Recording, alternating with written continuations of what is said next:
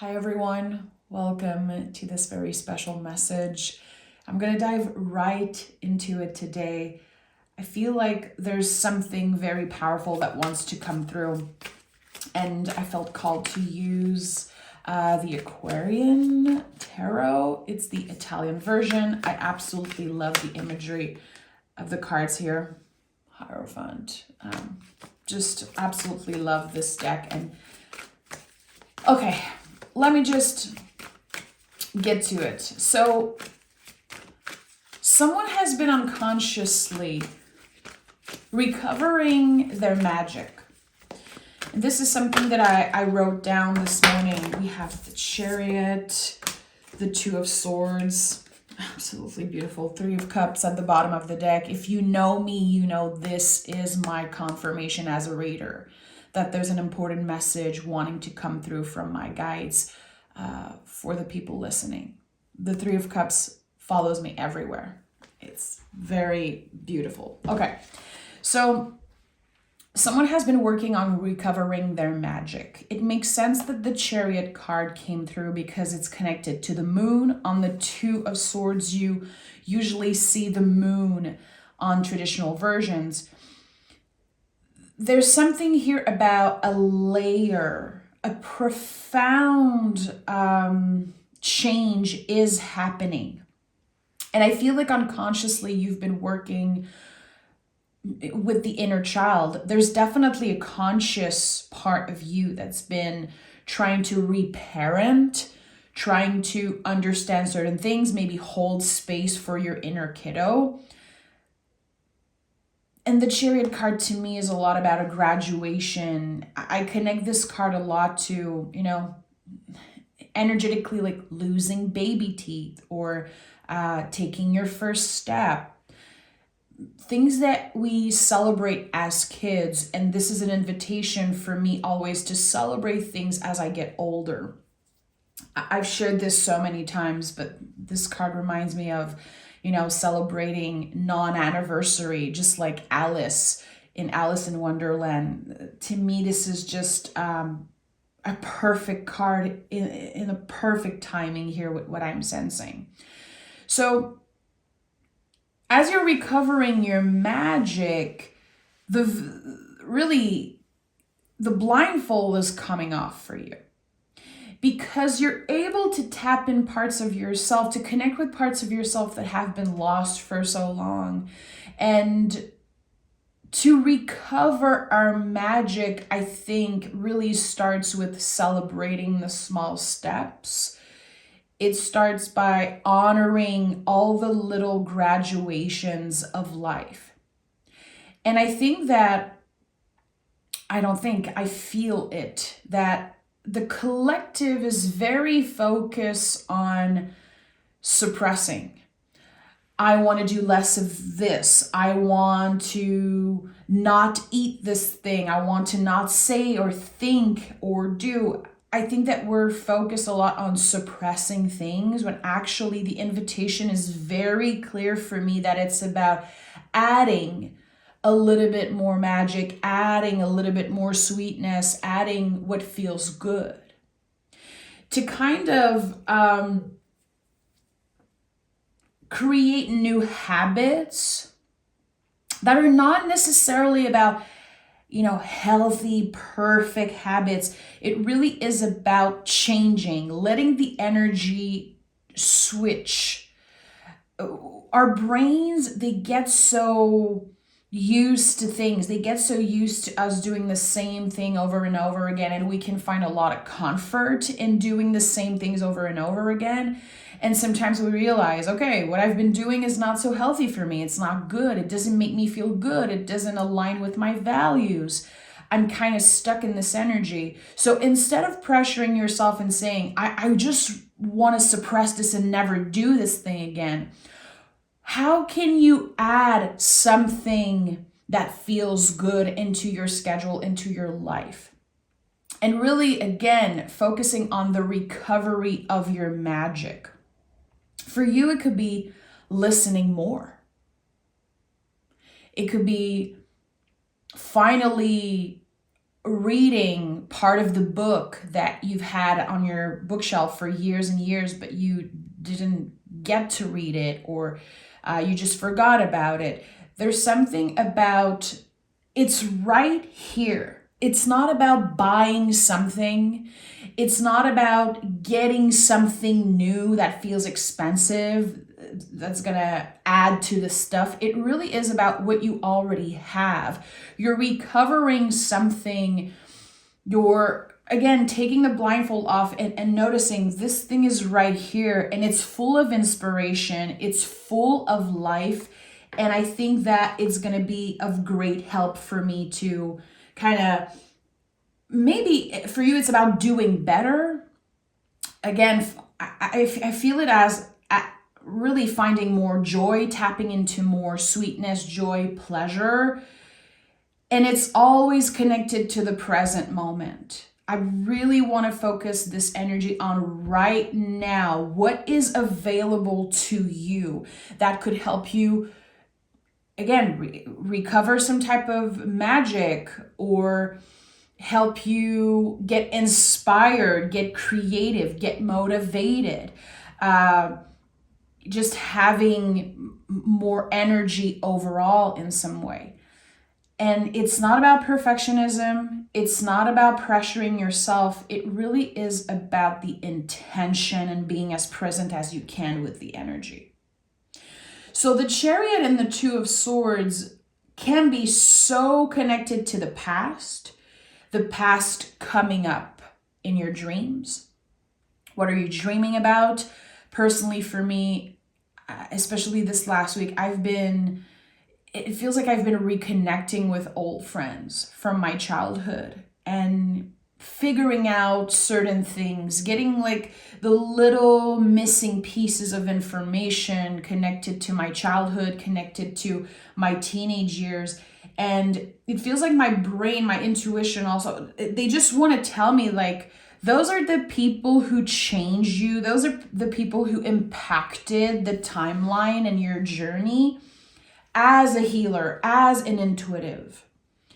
And I don't know if it's because I have a story to tell, if I want to write about this story. I know that it's been very inspiring, but ultimately it's been reconnecting me with my inner kiddo, with my inner child, because I have to go back to that space.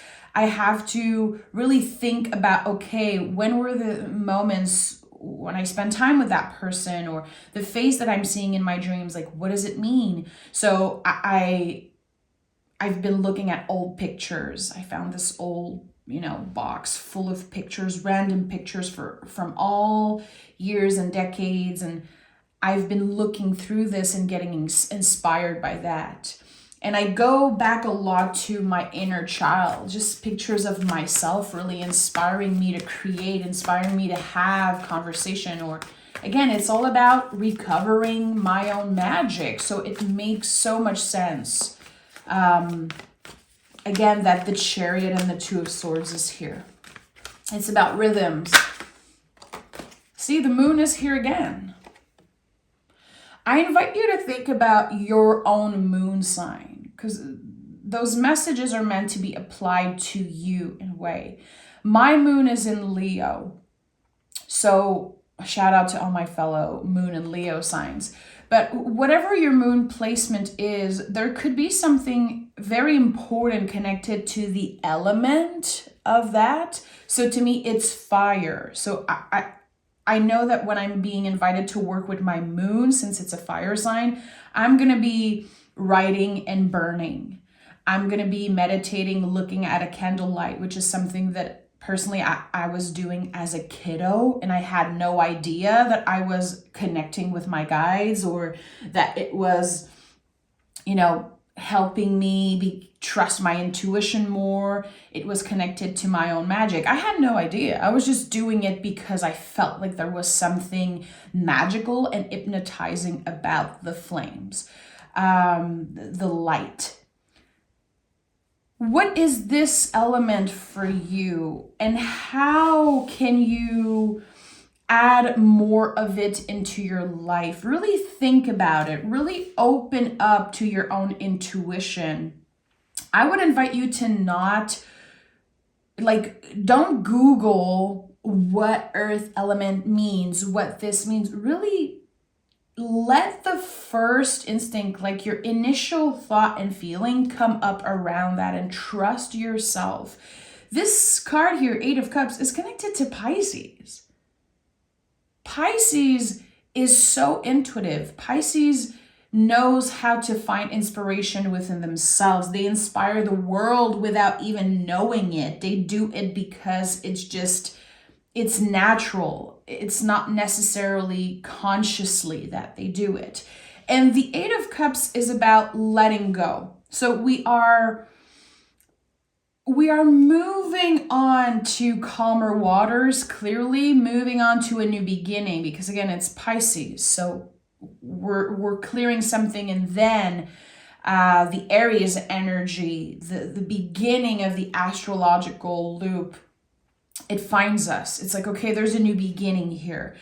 I'm ready to give birth to something. I'm ready to birth an idea, to try, to do it because I feel the call, not because I want to prove something, not because I'm looking for validation. It really is because I need to create something.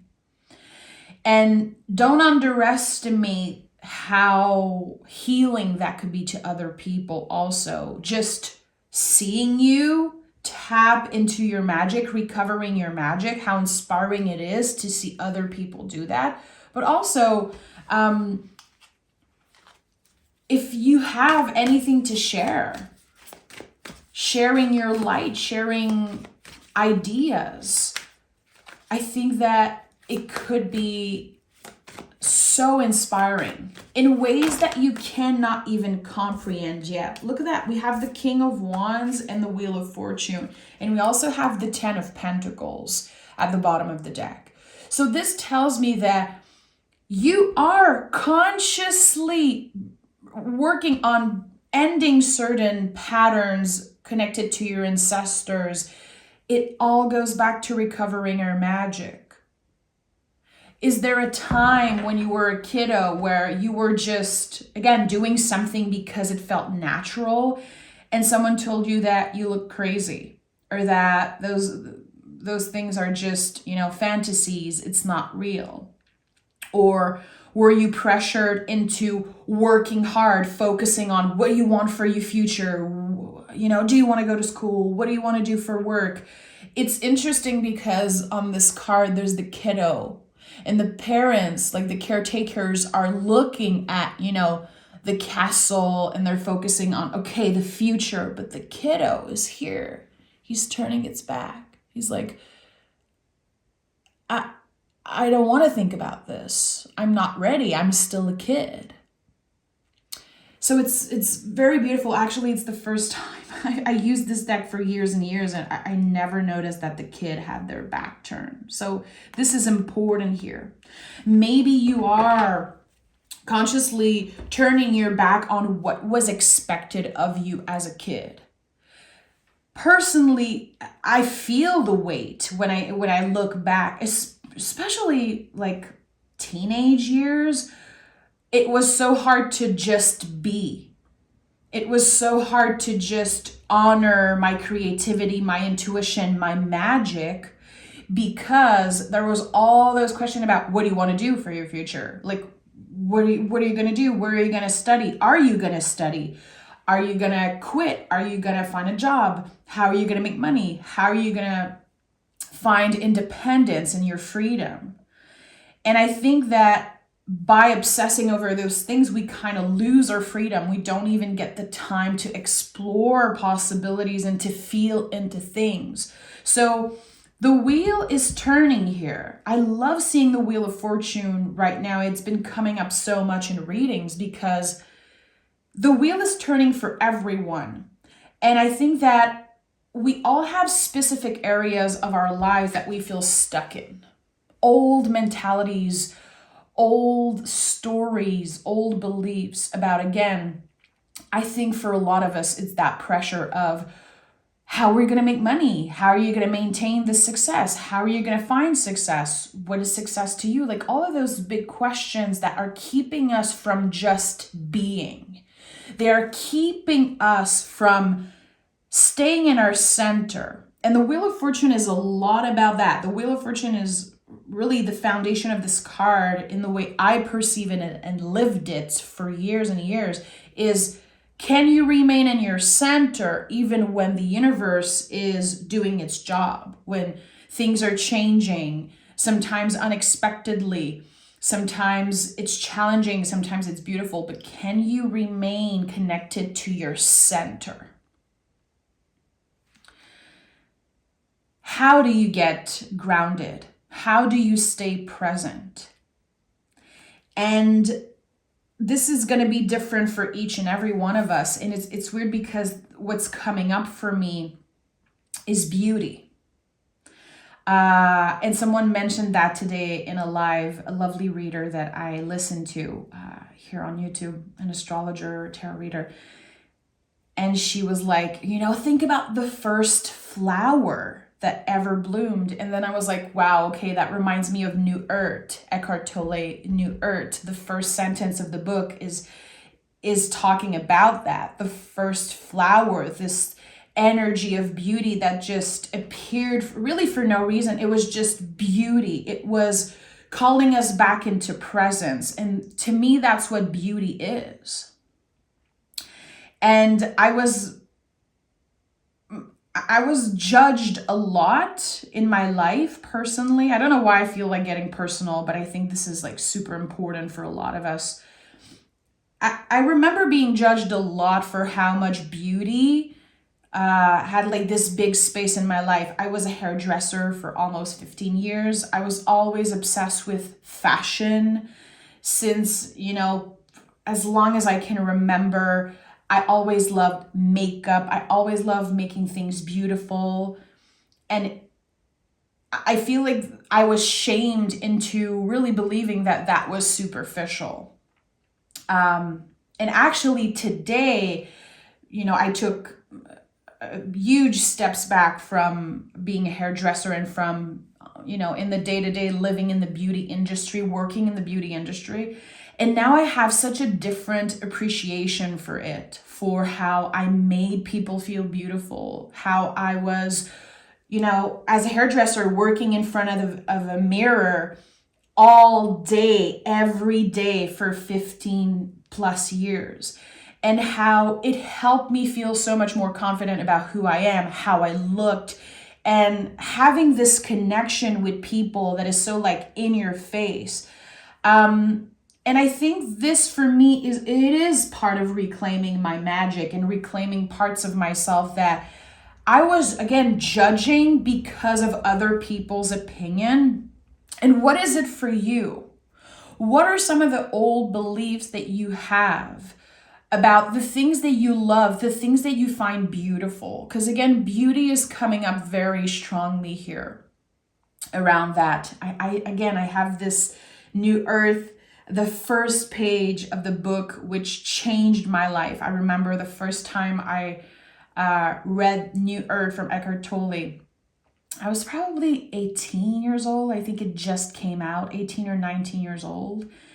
And it was in the subway in Montreal. And I remember reading the first page and lifting my eyes and looking at everyone around me. And I was like, wow, beauty is everywhere. There's so much sense and purpose to everything I'm doing. I'm not superficial. I'm not just, obsessed with the surface level thing. Actually, beauty is so profound, and it's really our job to see it and to work with it. So what is your relationship to beauty? What is beautiful around you, within you, about you? And can you let go of the belief that, again, it's like it's superficial, it's not important? I think that with the King of Wands here, the kings in the tarot, they understand the value of presence, the value of change, the value of everything, really. I think that the kings in the tarot, they are masters. They understand that they need to work with the inner child, with the page. They need to nurture that energy, embodying the queens. And they also need the movement of the knights, the quality of movements of the knight, to really collaborate with all of this, to stay in the energy of the king. And to me, the King of Wands is like the most fiery of all cards. It's double fire. It is so powerful. All kings for me are connected to fire, and this one is holding the wand. So double fire, think about that. It's the light that never goes out. It's, again, the sense of I'm reclaiming my magic. I'm digging so deep into this inner fire, this inner light, and I want to share it with the world. It's so contagious. It's so beautiful. It's so impactful and inspiring to live your truth, to even just, again, when it comes to beauty, like wearing the clothes that you like, even if they feel obnoxious, they feel loud, they feel like too much, to do what feels right and to reclaim that magical part. Really, I think it's going to be something that we need to learn to cultivate constantly and go back to constantly. But it starts with our awareness. It starts with noticing what is beautiful all around you, right here. Again, we're talking about the present moment. It's not about necessarily buying things to feel more beautiful, which that could be so valid if it's something that you feel you need and want. But I think that we are invited to, because we don't need to do anything when it comes to tarot. I want to be careful with the words that I use. It's about listening to this invitation and answering the call if it feels right. It's all about feeling into things. We have the Chariot and the Two of Swords as general energy. So noticing when the mind is getting loud, noticing that, okay, my mind is inviting me into old stories right now. That's just a contraction. That's not permanent. Can I make it through this contraction? Can I come back into presence and again focus on what is beautiful right now in this moment? And scent is coming up very strongly. This is one of the reasons why I always have a candle lit when I do readings. If you've been subscribed for a long time, I never ever once in my life recorded a session without a candle. Even when I used to work in person in Montreal, I would do tarot readings in person for about a year in the shop. Always, I was like, this is my only request. I need to have a candle available. I need to be able to scent things. And I think that this is such an essential part of connecting to beauty and to working with our intuition, because scent, smells, they bring us back. They can bring back memories that, you never even thought about since it happened. It can help you reconnect with so many parts, so many things. So smell is definitely one of the big thing connected to beauty. Five of Swords is here. Okay. So Five of Swords to me is a contraction of the mind. And I just talked about this. And by the way, I just want to take a second and acknowledge that this reading feels very different than other readings. I want to take my time. I really want to honor this energy that I'm connecting with today. And maybe that's not your thing, and that's totally fine. Just want to hold space for anyone who's listening and is being patient and open and receptive with me. You guys are the best. Thank you so much. So I just talked about, noticing when our mind is contracted. To me, Five of Swords and all fives are contractions. It's not permanent. And we're going to be invited maybe today. I'm sure that today, after listening to this reading, you will experience some type of mind contraction.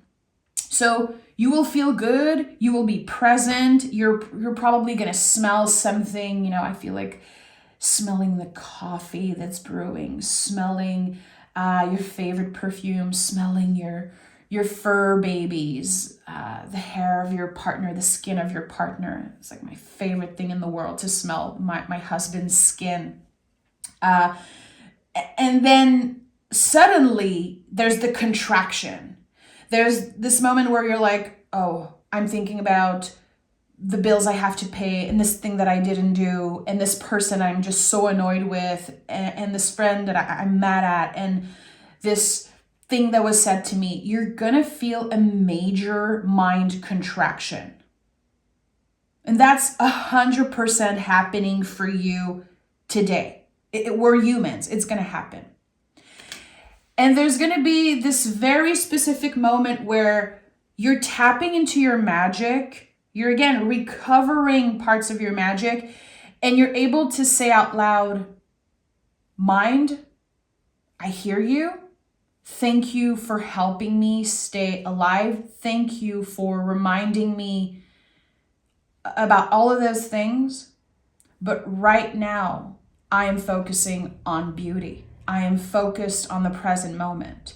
Take a deep breath. Swords are so connected to the breath. They're so connected to invitations to take deep breaths, to notice when we are holding our breaths in. It's so bad. And I do this all the time personally. Come back into presence next time your mind is contracted in that way. And find a mantra. I love to, and I've shared this in the past, and this is something that sometimes I even forget how well it works for me. I feel the contraction, I feel my mind slipping away, and then I take a deep breath and I say, ici, maintenant. And of course, I'm French. Ici, maintenant means here, now. And I have to get present. Sometimes I have to scan my whole body and really focus. Okay, I'm coming back, ici maintenant. And then the more I do it, the easier it gets. And sometimes I don't even have to say it out loud. I just think about it. And it really becomes a practice when you do it. Sometimes, as I said, and sure, you're not going to do it anymore. You're going to forget about this practice. Life gets in the way. Stress is real. Everything is loud. But everything that isn't connected to the present moment is noise. It's all noise. So it's not about cutting ourselves out for the noise. It's about being aware of, is this important noise? Because sometimes it is. Or is this something that I can come back to later? I am safe. I'm present here now. So practice this. Practice this. It is such a huge part of self-care, tending to yourself, tending to your inner child, tending to your body, your vessel. And this is the most important thing anyone can do right now.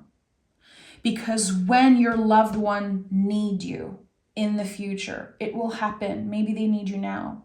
You're going to have to be sure that you are ready, that you are open and receptive and present with their needs, with them, if it's something that's aligned with your values.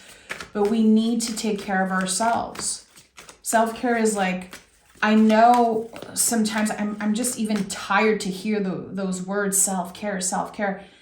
It is the most important thing we can do right now, to take care of ourselves in any way that we can.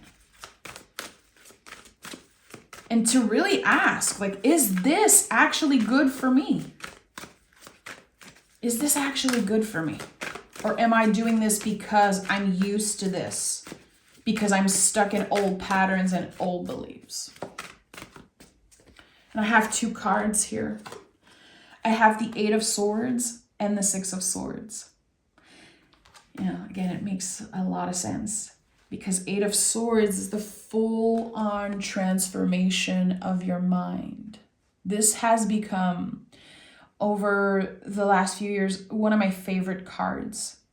I think it is so misunderstood. The imagery is so scary, but this is completely reframing how we see things, perceive things, how we are able to use our intuition, our mental strength also to come back into presence, to really free ourselves from this mental prison that we've created. We are the creators of the mental prison. No one put you there. It is about you. You put yourself there, then you have the power to break free from that. It's about getting vulnerable. Always, the 8 of Swords is always connected to vulnerability. I don't think we see it here. There's always a stream of water on the traditional card. It really is about getting uncomfortable, naming things, coming back into presence, and really noticing how you've been transforming, how everything is transforming. Again, when we're talking about how you let your mind, the contractions, impact you. Sometimes it's just a little thing that happens in the morning and it really ruins your mood. It ruins your day. When you feel those contractions, how are you treating other people? How are you responding to your friends, your partner? How are you isolating because of your own feelings? That's a huge thing with the 8 of Swords. We are isolating sometimes because it gets too loud. It's so much easier to just build walls and push everyone away. And trust me, I'm not pointing fingers here. I do this all the time. It took me my whole life to realize that I was disassociating in some ways and that I was protecting myself and pushing people away.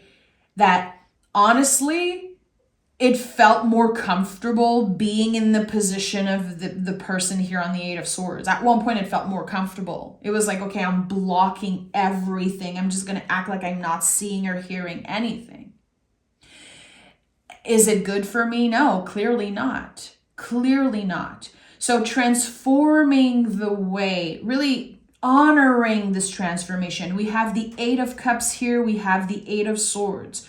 So transforming how we isolate ourselves because of what we feel, instead of sitting with the feelings, instead of being present with the feelings. And also, this whole message of reclaiming your magic, to me, it really is about like, okay, can I do something creative? Can I do something fun? How can I add more sweetness? Do I need to do something messy and fun? I love to color in coloring books. I love to do puzzles. If it's the summer, I'm going to go for a walk. I'm going to take pictures of birds, like things like that. I know it's so random, but to you, it could be listening to your favorite album. It could be just breathing, cooking. Cooking is such an amazing way to be present and to use all of our senses to do something constructive and good for us.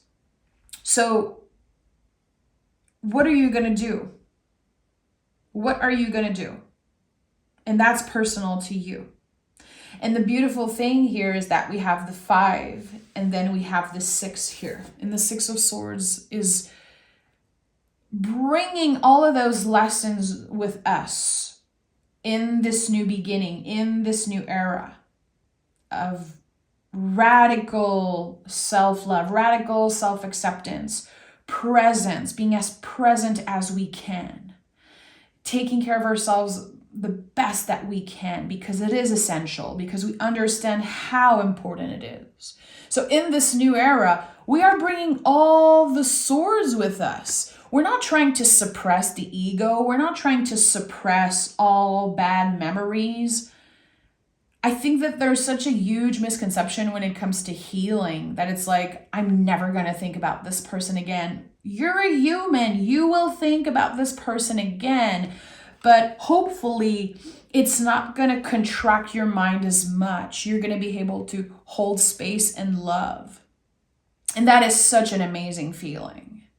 And I'm not there yet, quote unquote, for like all of my previous relationships and all of the things that happened to me and trauma and things like that. But I really have like certain things that I'm able to hold with so much gratitude and love. Something traumatic that happened to me, it's not like I'm saying, oh, it was supposed to happen, good thing it happened. No. A part of me is like, I don't want to do this to my inner child. I want to hold space for the fear and for the pain and for all of my inner child's feelings. All of my, inner teenager, inner young adult. It's not like it was okay that it happened, but I can still, again, find the beauty that kind of bloomed from those events, or how my character was built from those things, how stronger I became, because the Six of Swords is a lot about that. Can you hold all of that strength? Like, can you acknowledge that you are a freaking warrior? And even if you are a wounded warrior, you're still a warrior. It's time you take up more space. There is a place for you. There is a place for your magic. There is a place for the loudest parts of yourself, the most intense part of yourself. Like, you are welcome. And you know what? I had to hear this today from someone else. I heard this from someone else today. Another intuitive that said, there's a place for you. I'm holding space for you. Your magic is needed. Your energy is needed. Your colors, your beauty, all of it. So it's not like you need to heal everything and to never look back. It's not like you need to fully change who you are. We don't want to suppress. We don't want to suppress those things. We don't want to forget them necessarily. Because it matters. It's part of our stories.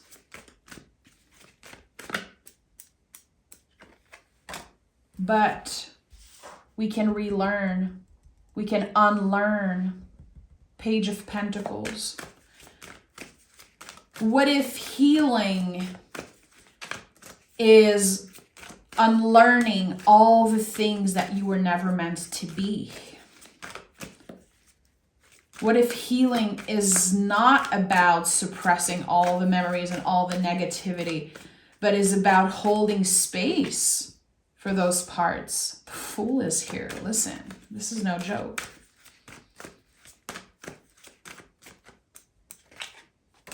And the Knight of Cups, of course. I'm not surprised. Knight of Cups, always, if you pick this card, if you see this card anywhere, the Knight of Cups is always about showing yourself compassion, especially your past self.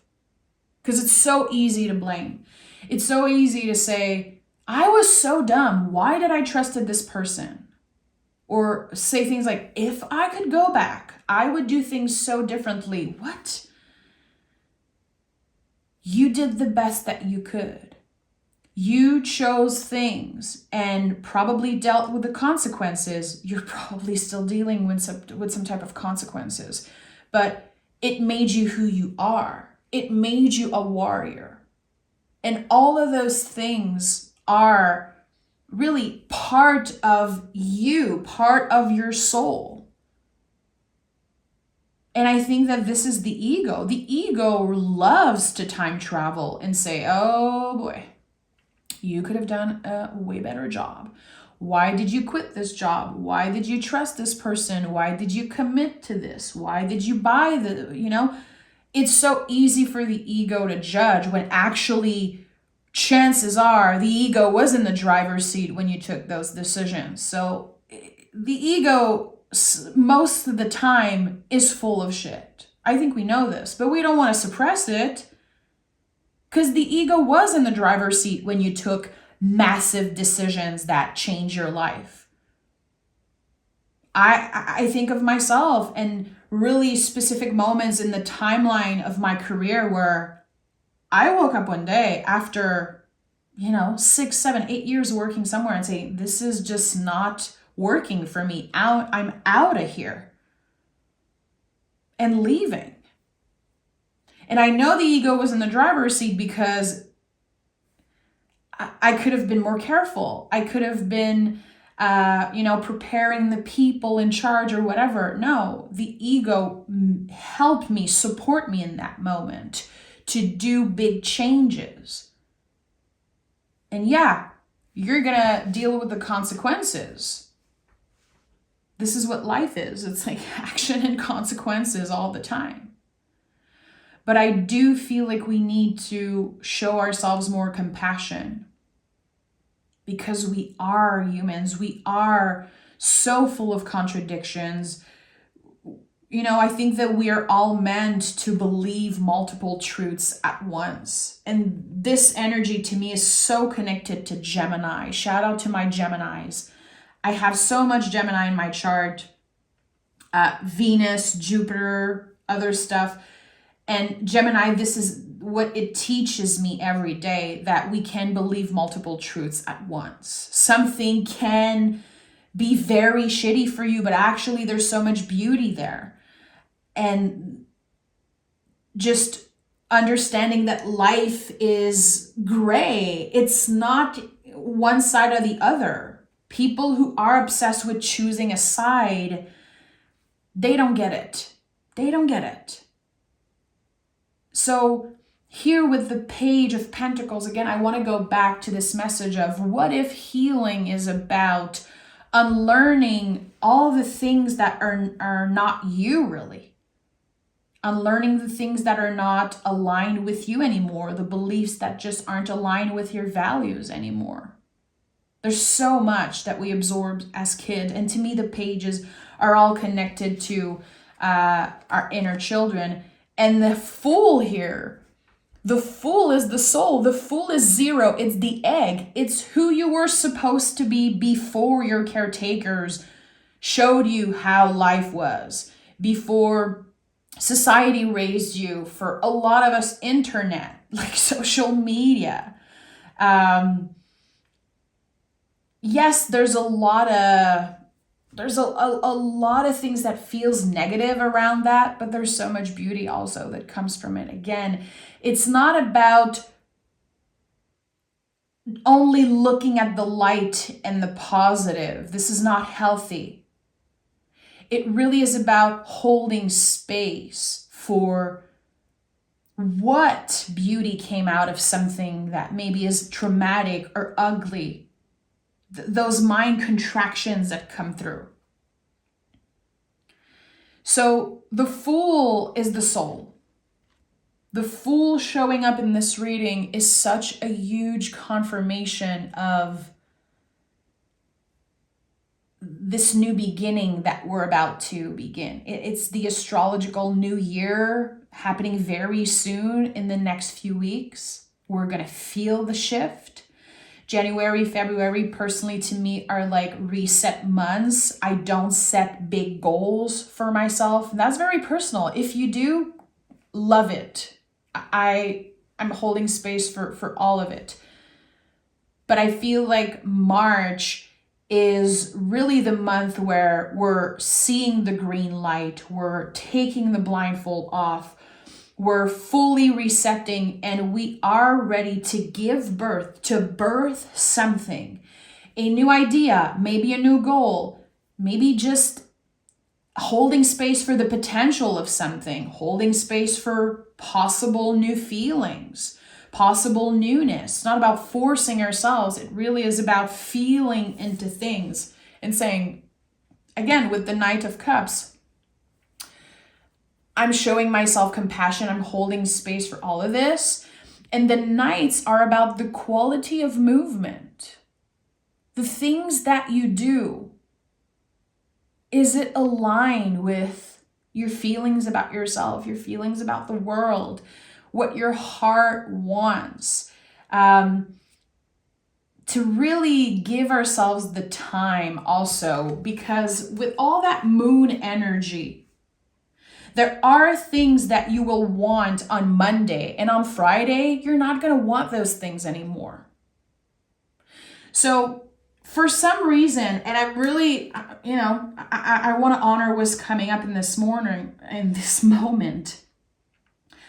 I think that when it comes to manifestation, when it's about calling in things, that might not be it for you right now. I think that there's a clear invitation to breathe a little bit and to stop looking for, what do I want to manifest? What do I want to create for my future? Right now, what feels good in this moment, and to not pressure yourself into, believing that next week you're going to want that. You're supposed to change moods. You're supposed to open yourself to new possibilities. The future isn't fixed. So even if you try to have a fixed mentality and obsess over this one thing, life is going to get in the way. Moods are going to change. Relationships are going to change. Life is going to happen. So it really is about riding the wave of uncertainty, which I think a lot of us are becoming masters at. And I love this. To be able to be so present, so rooted in who you are, in your most authentic self. You're so secure. You're so connected to that part of you, that soul part of you. Again, recovering your magic, recovering this beautiful energy that was always there even before you were born. The more we connect with that, the more present we can be with all challenges. And the better we can face all things. To deal with something and then it's done.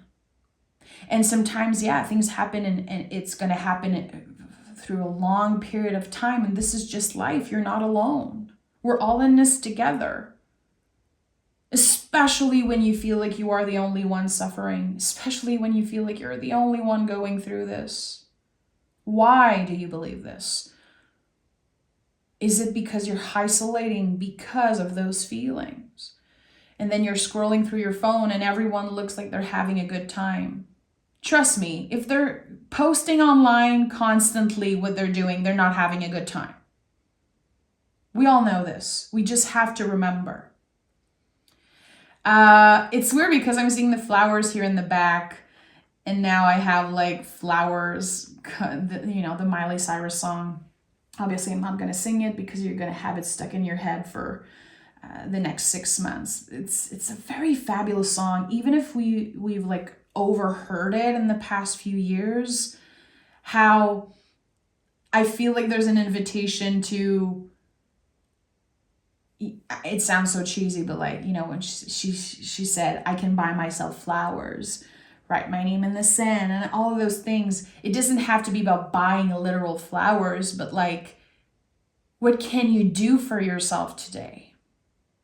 What can you do that feels good, that is only connected to beauty and sweetness? Again, it goes back to this message of the flowers. Millions of years ago, when the first flower appeared, and it was only for humans to be able to see the beauty. this is it. This is the practice of constantly coming back home to ourselves, the practice of really letting the mind transform. It's going to be weird. It's going to be uncomfortable breaking those patterns. Patterns are comfortable. We're used to it. The nervous system is so quiet when we're stuck in patterns because it's like, I don't need to protect from anything. I don't need to protect Kim from anything because she's constantly doing the same thing. So, of course, we have the illusion that it's okay, that it's not that bad. But the heart, it knows that we deserve more. The heart knows what the mind can't grasp yet. And I think that we're about to find out. March, I think, is really about finding out what the heart wants, what it needs, what it craves. And I think it's going to be way more simple than we expected it to be. It's not about this big goal or this big prize in the end. There's something so basic and really foundational about, again, us recovering our magic and recovering so much at this point. I'm sending so much love. Thank you for being here. Thank you for listening. I hope that this reading, gave you kind of food for thoughts, helped you connect with the tarot or parts of yourself. It's an honor that people are listening and are collaborating with me. It means the world. Thank you so much. I'll talk to you guys soon.